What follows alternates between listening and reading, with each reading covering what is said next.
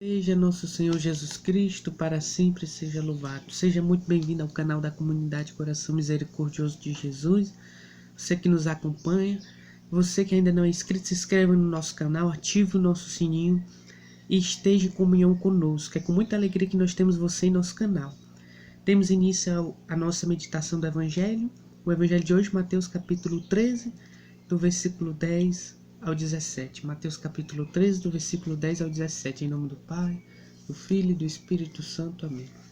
Vinde, Espírito Santo, enchei os corações dos vossos fiéis e acendei neles o fogo do vosso amor. Enviai, Senhor, o vosso Espírito, tudo será criado e renovareis a face da terra. Oremos, ó Deus, que instruísse os corações dos vossos fiéis com a luz do Espírito Santo, fazer que apreciemos retamente todas as coisas segundo o mesmo Espírito, e gozemos sempre de sua consolação, por Cristo Senhor nosso. Amém. Certamente você está familiarizado com a armadura do cristão, que a gente sempre reza de Efésios capítulo 6, do versículo 10 em diante. Então rezemos a armadura do cristão. Finalmente, irmãos, fortalecei-vos no Senhor pelo seu soberano poder. Revesti-vos da armadura de Deus, para que possais resistir às ciladas do demônio.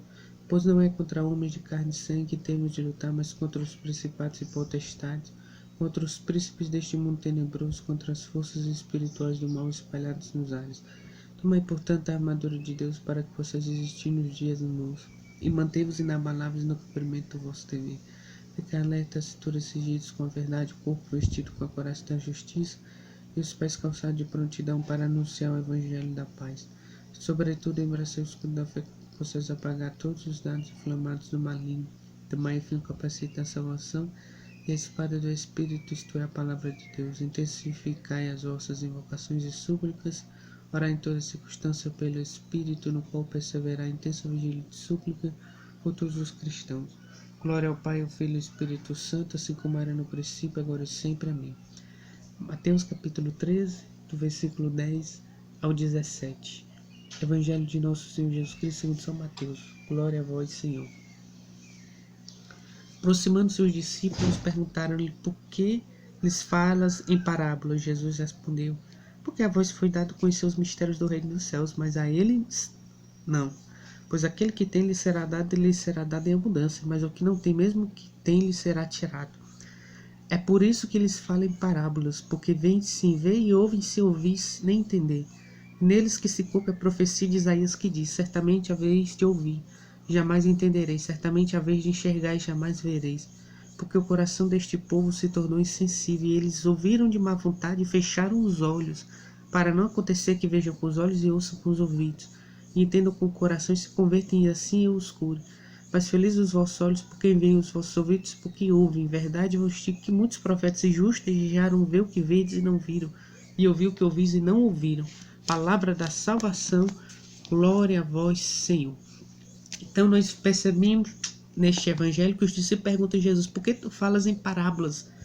Porque o mestre falava em parábolas. Parábola é uma história fictícia, que tem um sentido literal, que transmite uma verdade religiosa. É uma história que não ocorreu, mas que transmite uma verdade para nós, que é algo literal. E Nosso Senhor tem narrado umas 42 parábolas de Jesus nos evangelhos. Nosso Senhor contou muitas parábolas, fora as que não foram relatadas, porque nem tudo está escrito na palavra de Deus. Outras coisas são nos transmitidas pela tradição dos apóstolos, que é fonte da revelação divina, tal como a palavra, as Sagradas Escrituras, a palavra escrita. E as parábolas eram uma forma de Jesus usar. E o interessante é que Jesus usa as parábolas. A parábola transmite algo que é misterioso, como por exemplo as parábolas do reino dos céus, transmite um motivo, digamos que uma forma de Deus de transmitir uma verdade através de algo misterioso. Interessante é que as parábolas eram usadas pelos rabinos, pelos judeus. Ezequiel usa parábolas, o profeta Ezequiel.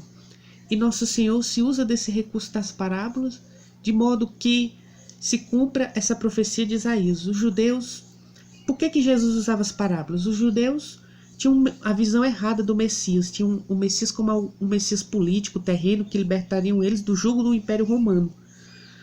E esse não era o Messias, então eles não compreenderiam o Messias da paixão, morte e ressurreição. Para eles não conseguiam conceber o Messias crucificado. Então, nosso Senhor revela, nosso Senhor sabia que eles não poderiam compreender diretamente muitas e muitas coisas. Por isso que nosso Senhor fala em parábolas. Mas Jesus dá a explicar aos apóstolos essas parábolas tal como se eles os questionassem. Então é por isso que Jesus usa o recurso das parábolas, porque eles tinham o coração endurecido. E aqui se cumpre a profecia de Isaías, não é porque Deus não queria salvar eles, mas é porque eles não queriam ser salvos. Eles tinham o coração endurecidos a aceitar esse Messias. Até os discípulos tiveram, Judas Iscariotes nunca compreendeu esse Messias vitorioso, esse servo sofredor que morre por nós na cruz e que é o Messias espiritual, que veio para nos libertar do pecado e não de uma estrutura política, como tinha essa visão os judeus naquele tempo. Então Jesus, sabendo da compreensão errada que eles tinham e compreendendo os corações deles, Jesus usa parábolas, a fim de que não lance a pérola aos porcos. E é por isso que é um mistério. A vez de ouvir e não entender, a vez de enxergar e jamais ver. Ou seja, nosso Senhor usa a parábola para ver se... Bom, eu não revelo por completo o mistério, porque você não tem capacidade de compreender. Mas pelo menos em parábolas pode ser que você se converta, porque as parábolas serviam para edificar os simples e os humildes e para confundir os sábios e entendidos, porque são os simples e os humildes que compreendem os mistérios do reino dos céus, como os discípulos, porque esses compreendem o coração misericordioso de Jesus. Já os sábios e entendidos são confundidos, e eram os fariseus, os doutores da lei, que não queriam reconhecer Jesus como Messias. E interessante, o povo se tornou insensível e eles ouviram de má vontade e fecharam os olhos. Quantas pessoas ouvem a palavra de Deus com um coração insensível, de má vontade, vão à missa com má vontade, rezam texto com má vontade, não têm disposição para servirem a Deus. Então essa palavra aplicada aos fariseus e doutores da lei se aplica a muitos de nós hoje.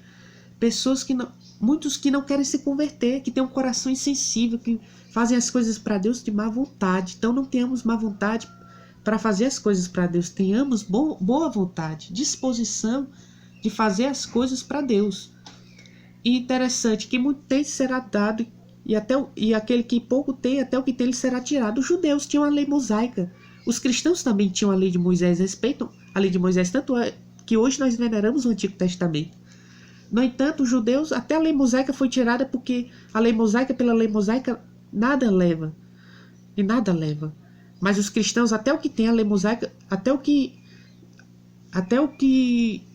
não tem, lhes serão dado. Ou seja, lhe será dado em abundância.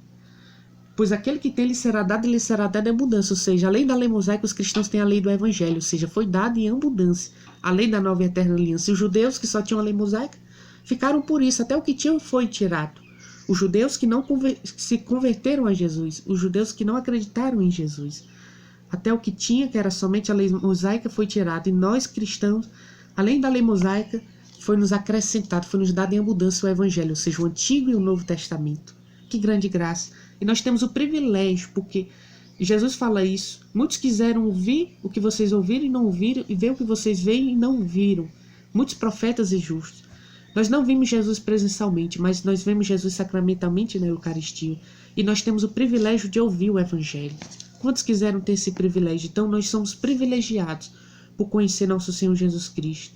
Senhor, nós somos privilegiados por conhecer a Tua Palavra. Dai-nos a simplicidade, a humildade, para compreender os mistérios do Teu reino, Senhor. Dai-nos, Senhor, esta humildade, para compreendermos os mistérios que o Senhor quis revelar através das parábolas, Senhor. Dai-nos em abundância, Senhor, porque nós cremos que Tu és o Filho de Deus, nosso Senhor e Salvador, que vive e reina com o Pai na unidade do Espírito Santo. Amém. Contemple agora esta palavra por um breve momento.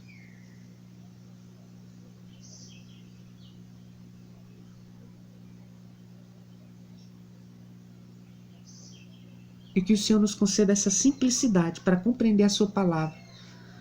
E que o Senhor tire de nós toda a má vontade, formule esse compromisso de ter boa vontade para as coisas de Deus, de ter boa disposição para a palavra de Deus, para servir a Deus neste dia.